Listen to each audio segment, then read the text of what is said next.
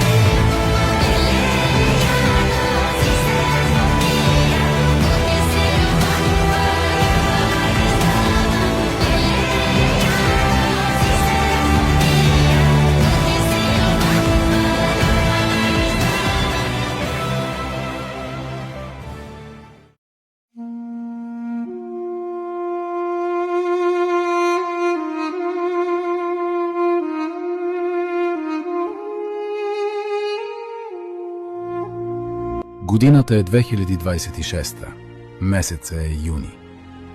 Сурва остана назад във времето. Минаха месеци, но духът все още витае във въздуха. Онзи сурвакарски дух, който не може да се сравни с нищо друго. Той не знае, що е зима или лете.